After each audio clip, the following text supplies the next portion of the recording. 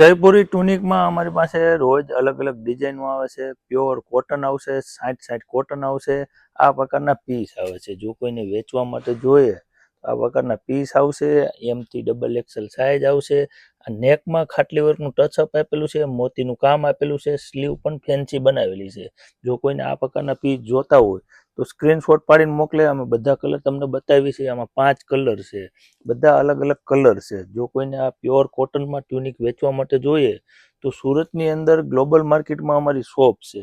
આ પ્રકારના કલર આવે, બધામાં સાઇઝ એમથી XXL સુધીની સાઇઝો આવશે.